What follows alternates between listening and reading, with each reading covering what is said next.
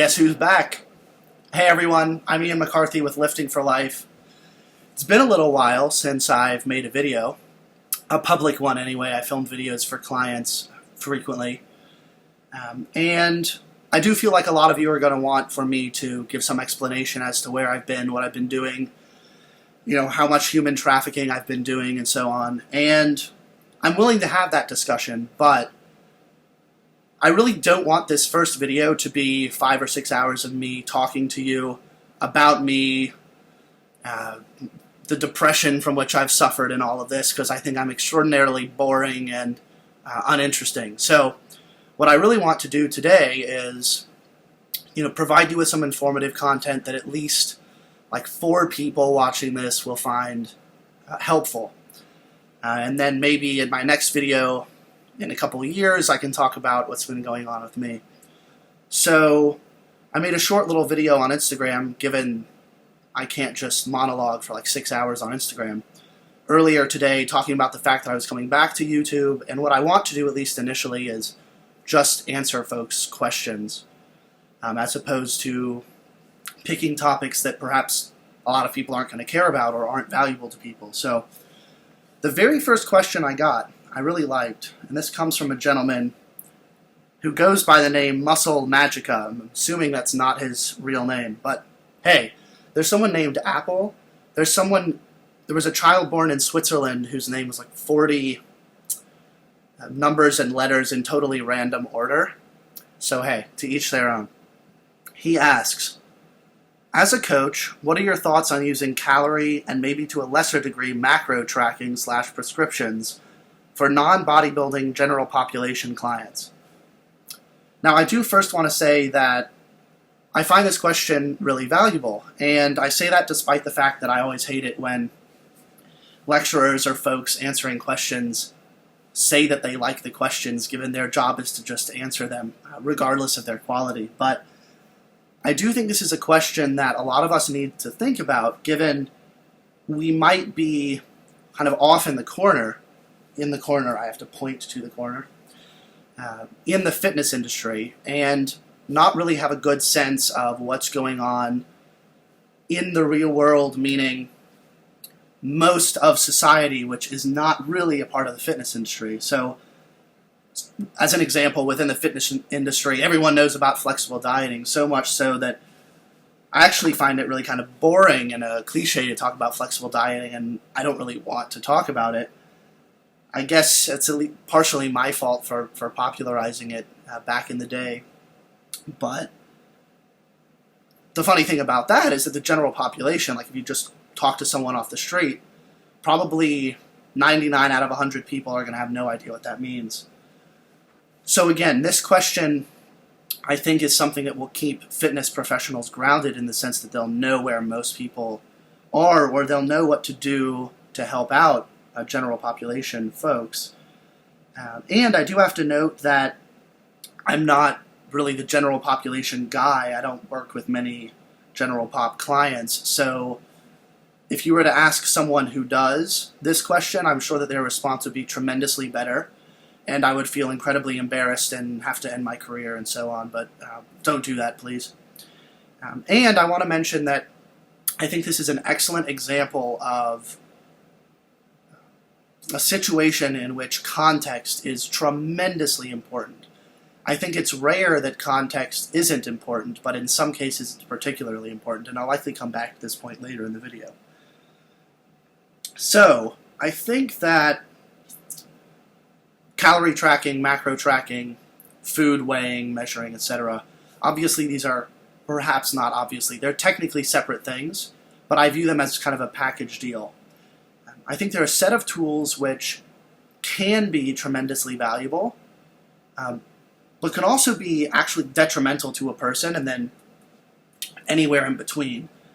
And I think that the likelihood of them being valuable and the degree to which they can be valuable varies depending, again, on the context. And when it comes to general population folks, I think that they're generally not great tools. And I'll actually come back to that point because I don't want to start off with bashing on calorie tracking, weighing your food, etc., and telling you how horrible it is, and then maybe saying some good things about it. When it comes to how it can be valuable or useful to a person or for a coach and their clients, is it allows you to show people what reasonable portions of foods actually look like.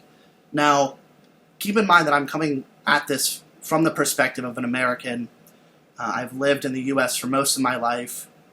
So the result is, again, I'm coming at this from a perspective of someone within American society where this is so much an issue.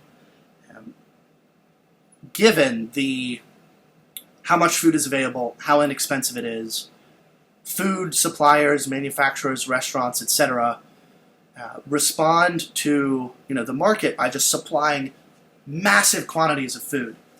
So you go into restaurants and, it's funny when foreigners come to the States, they're like, pardon the profanity, but what the fuck am I looking at here? This looks like enough food to feed 8 people.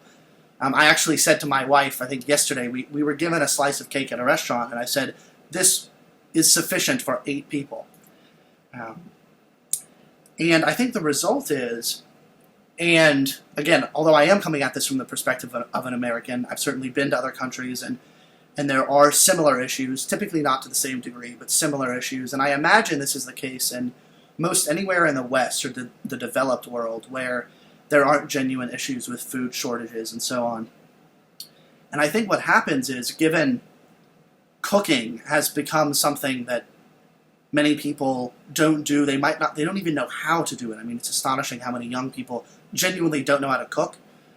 Like, they can't even prepare mac and cheese. I guess they can't read either, so life is really rough for them. But the result is that people are reliant on packaged foods and restaurants to a large extent.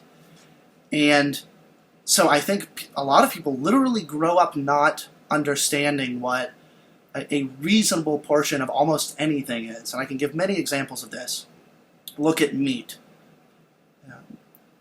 I don't want to really get into too much of the science of the quantity of protein, which is going to maximize muscle protein synthesis in someone based on their body weight and so on. But I would say 3 to 6 ounces of most meats are going to be appropriate for most people in one meal, assuming they're eating multiple meals per day and so on. And there are a number of things to consider here. And even if we grant that there's a margin of error, or we put a buffer in there, let's say 8 ounces, let's even say 10, what would be clear is that the 16-ounce or the 20-ounce steak that people frequently buy at steakhouses is way, way, way beyond what can be justified from a perspective of that which is physiologically beneficial.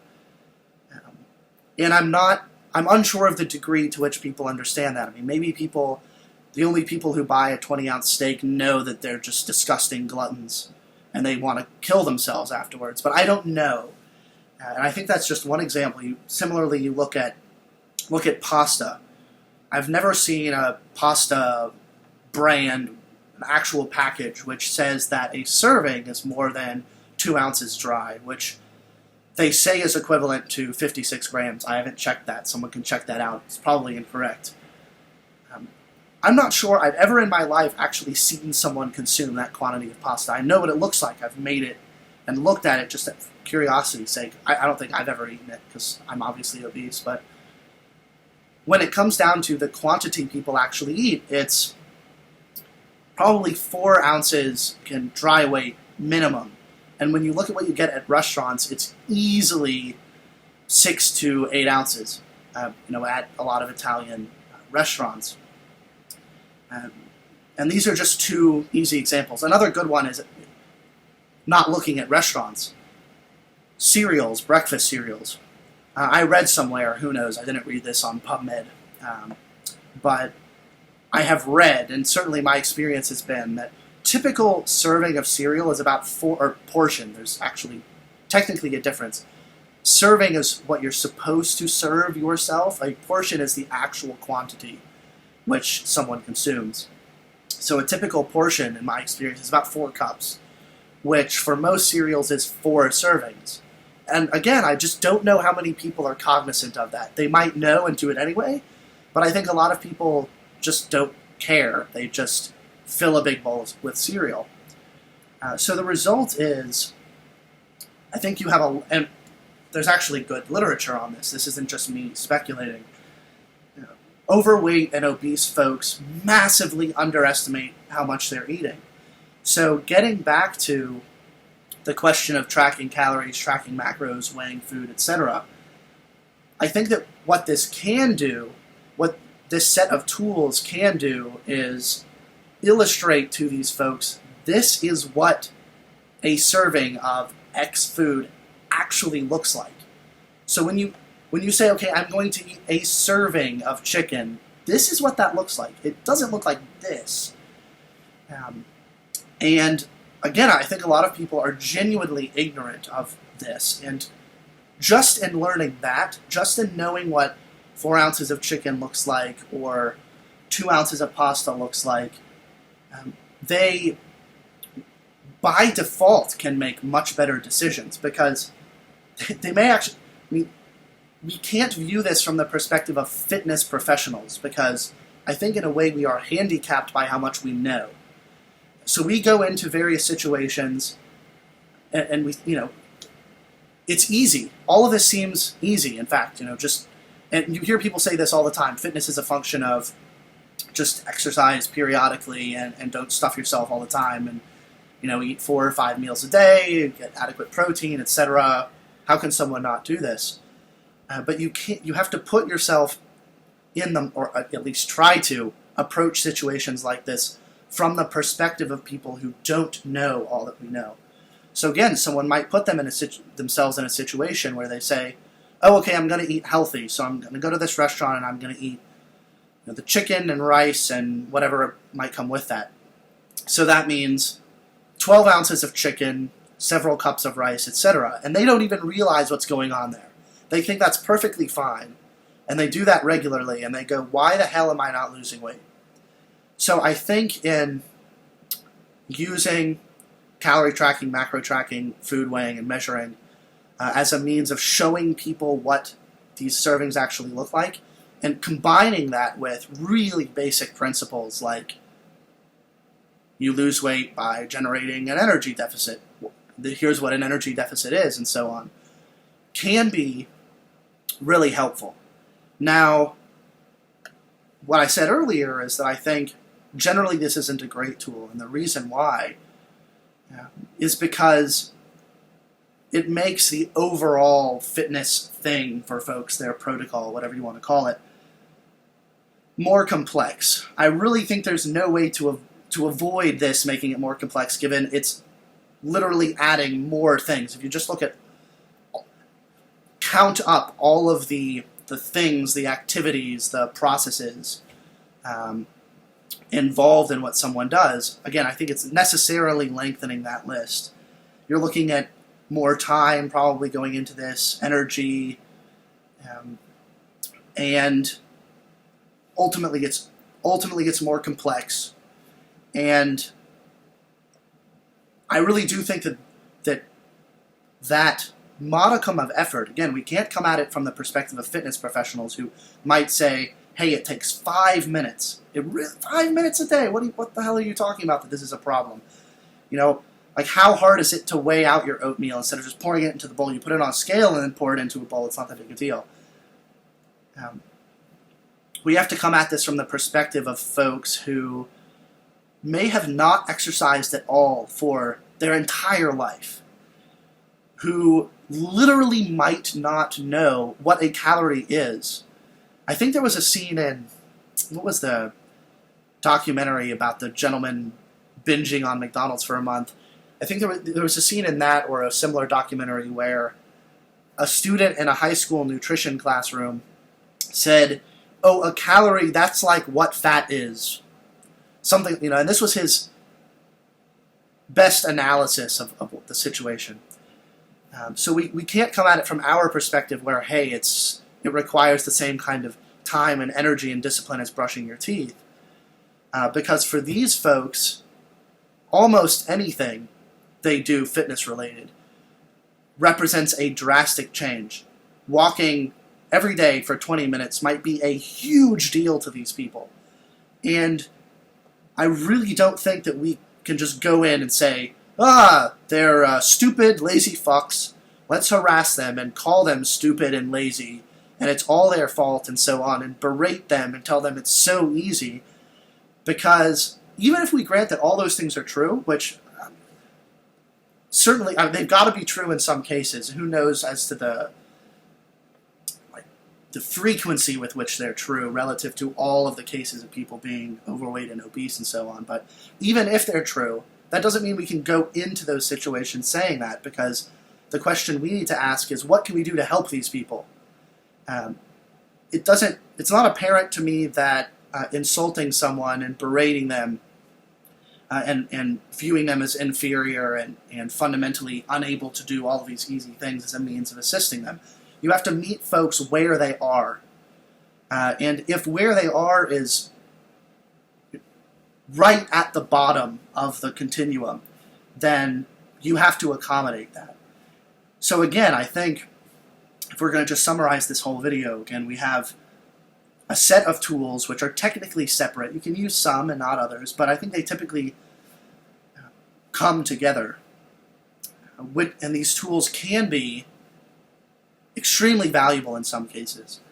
But I think when it comes to dealing with general population folks, the key is to keep things as simple and basic and easy as possible for the sake of addressing adherence, because this is something they have to stick to. It's something they have to stick to for the rest of their lives.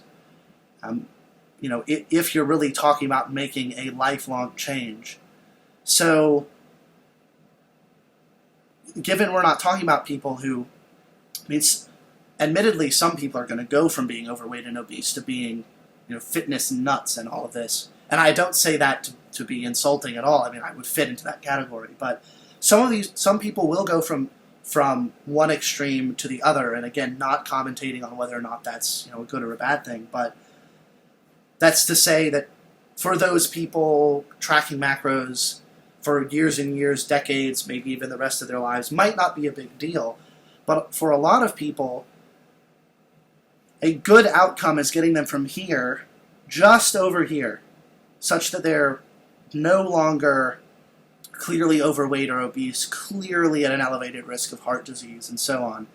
And for those people, it just strikes me as very implausible that many of them are going to be able to do things like track their calories, macros, weigh their food for a long time. What I would say, what I think is perhaps the best general approach, is to present it to folks, and this gets back to context. You have to deal with every individual. You can't just have the way that you do stuff and hope that it works for everyone, or even worse, try to force people into your methodology.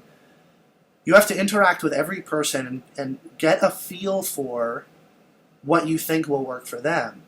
So I probably would at least present all of this to them. And again, feel out their response. If you present it to them and it's immediately apparent, they're like, what in the world are you talking about? You might as well be talking to me in Mandarin. Maybe that's the end of the discussion. I imagine that there are contexts in which it's totally appropriate to say, okay, you know what, this is just too much. And we're going to shelve that, and we're going to do the best we can do with things like just trying to pay better attention to satiety, just trying to eat 3 meals a day and not snack between them and things like this. But I would imagine that in many, maybe most cases, again, this is speculatory, so I can't back up these statements with data, but you'll have people somewhere in the middle where you can use these tools as a means of, again, teaching them, this is really the kind of the quantity of food you should be eating at a meal, at a snack, throughout a day. But the hope would be to teach them that relatively quickly and then remove those tools, given they're probably not going to be able to implement them and continue using them forever. So you want to use them to your advantage, but not make people dependent upon them. Because if they are dependent upon them, but they also find them difficult to use, then you have a situation where, in time, that person will probably stop using those tools. They'll stop tracking calories, etc. They won't know what to do. And what will they default to? They will default to what they did for years and years, maybe decades, maybe their entire life before that, just kind of eating all the time what they want, with no organization and no real sense of what is best for them. So there are some of my thoughts on that topic. Again, if you were to ask someone who specializes in this, I'm sure that they would give you a tremendously more valuable answer. But my hope is that this helps at least one person, and if it does, then I didn't just waste 20 minutes of my life. I might have wasted 20 minutes of some of your lives, but that's not my problem, because it's not my life. So, a little bit autistic. I forgive myself for that. But I really appreciate you guys watching. I realize that a video of this length is actually extraordinarily long for YouTube Fitness, so I am sorry for that. But let me know what you think. If you think this is a useful thing, for me to do, let me know, and I'll continue doing it when I can. And if you think it's complete shit, I mean, it's a free country, and you can let me know that as well. So thanks so much for your time. Looking forward to your feedback. I haven't done this in so long, I don't know how to end videos. Subscribe. Like the video if you found it valuable. Dislike it if you did not. Or if you just think I'm an asshole. Share it with folks who you think might benefit from it. And let me know what you might want me to discuss in the future, so I have a good sense of what folks actually want me to talk about. So, thanks again. I'll see you all soon. Stay safe and don't do drugs. Peace out.